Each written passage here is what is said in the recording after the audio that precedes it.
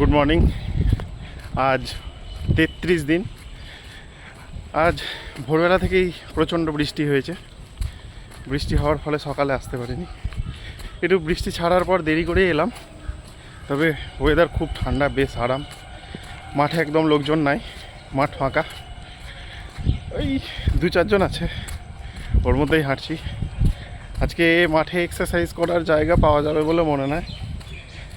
চলো তাও দেখা যাক, যদি জায়গা না পাই তাহলে হেঁটে বাড়ি গিয়ে এক্সারসাইজ করব। অনেক দুর্গম পথ পার করে একটা জায়গা পেয়েছি ব্যায়াম করার মাঠে, ওখানেই ব্যায়াম করব। নমস্কার। আজকের পাঠ অবচেতনের আরোগ্য নীতিতে চোখের স্নায়ুর পুনরুদ্ধার। ফ্রান্সের লুরদের চিকিৎসা বিভাগের আর্কাইভে ফ্রান্সের মাদাম বীর এর একটি ঘটনা লিপিবদ্ধ আছে। ঘটনাটি সকলেরই জানা এবং সত্যতা যাচাই করা। ভদ্রমহিলা অন্ধ ছিলেন, তার চোখের স্নায়ু খারাপ হয়ে গিয়েছিল।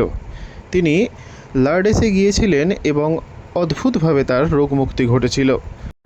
রুথ ক্র্যানস্টন নামে একজন প্রোটেস্ট্যান্ট ভদ্রমহিলা এই বিষয়ে তথ্য সংগ্রহ করে লিখেছিলেন। 1955 সালের নভেম্বরে ম্যাককলস পত্রিকায় তার যে লেখাটি বেরিয়েছিল তাতে মাদাম বীর সম্পর্কে তিনি লিখেছিলেন, লুরদে তিনি অদ্ভুতভাবে তার দৃষ্টিশক্তি পুনরায় ফিরে পেলেন। যদিও বিভিন্ন ডাক্তাররা বারবার পরীক্ষা করে দেখেছেন যে তার চোখের স্নায়ুগুলি যথারীতি খারাপই রয়েছে। 1 মাস পর পুনরায় পরীক্ষা করে দেখা গেল তার চোখ পুরোপুরি স্বাভাবিক হয়ে গেছে। কিন্তু ডাক্তারি পরীক্ষায় দেখা গিয়েছিল তার চোখ দুটি নষ্ট হয়ে গেছে। আমি বহুবার লুরদে গিয়েছি এবং নিজেও দেখেছি অনেককে সুস্থ হতে। পরের অধ্যায়ে এ নিয়ে আলোচনা করব, যে পৃথিবীর বিভিন্ন প্রান্তে বহু ধর্মীয় স্থানে এভাবে আরোগ্য বিধান হচ্ছে।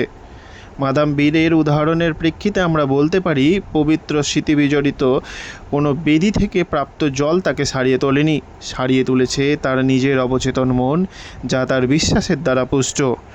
তার গভীর বিশ্বাস তার অবচেতন মনকে অনুরূপ চিন্তা করতে প্রভাবিত করে।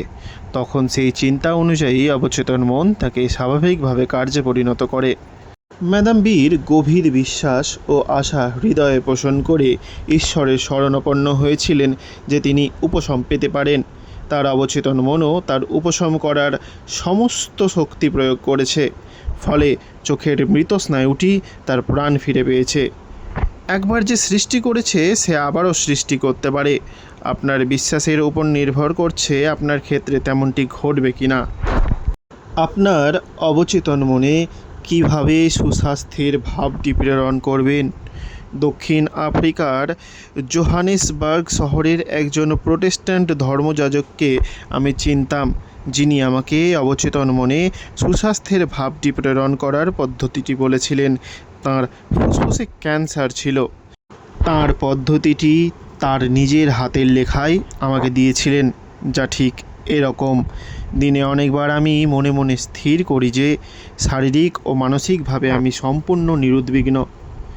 আমি আমার শরীরকে শমিত করে দিই এই বলে যে আমার পায়ের পাতা স্বচ্ছন্দ, গোড়ালি স্বচ্ছন্দ, পা দুটো স্বচ্ছন্দ, পেশিসমূহ স্বচ্ছন্দ, আমার মাথা, হৃৎপিণ্ড, ফুসফুস সমেত সারা শরীর সম্পূর্ণভাবে স্বচ্ছন্দ। এরপর মিনিট 5 তন্দ্রাচ্ছন্ন থাকার পর এই সত্যটি মনে মনে চিন্তা করি যে আমার মধ্যে দিয়ে ঈশ্বরের পূর্ণতা প্রকাশিত হচ্ছে। এই ভাব এখন আমার সমগ্র অবচেতন মনকে গ্রাস করেছে। আমার মধ্যে ঈশ্বর বিরাজ করছেন। তিনি তার পূর্ণতার দ্বারা আমার এই শরীর নির্মাণ করছেন। এইভাবে এই যাজক অদ্ভুত ফল পেয়েছিলেন। অবচেতন মনে সুস্বাস্থ্যের ভাবটি প্রেরণ করার ক্ষেত্রে এটি একটি সহজ সরল পদ্ধতি। আরেকটি সুন্দর পদ্ধতি হল নিয়মানুবর্তিতা ও বিজ্ঞানসম্মত কল্পনা।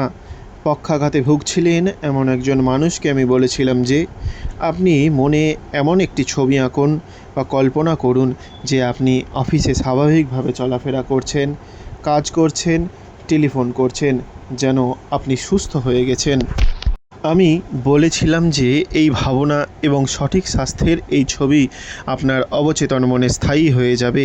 তিনি এইভাবে জীবনযাপন করতেন এবং নিজের অফিসে আছেন ভাবতেন।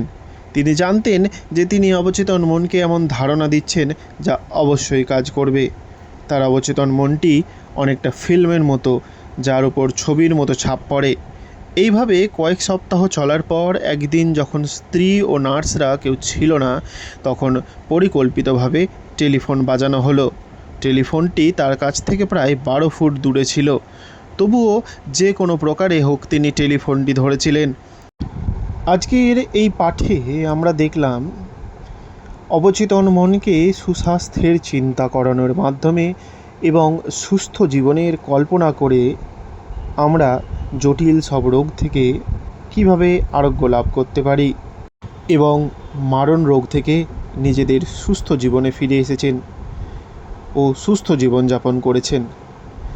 আপনারাও এই রকম সুস্থ জীবনের কল্পনা করুন, অবচেতন মনে সুস্থ জীবনের চিত্র আঁকুন। দেখবেন আপনাদের জীবনের সমস্যাগুলোরও সমাধান হবে। আপনাদেরও কোনো জটিল রোগ থাকলে তা অবশ্যই নিরাময় হবে, তবে মন থেকে বিশ্বাস করতে হবে। ধন্যবাদ, আজকের মতো এতটাই। আবার দেখা হবে আগামীকাল। সঙ্গে থাকুন।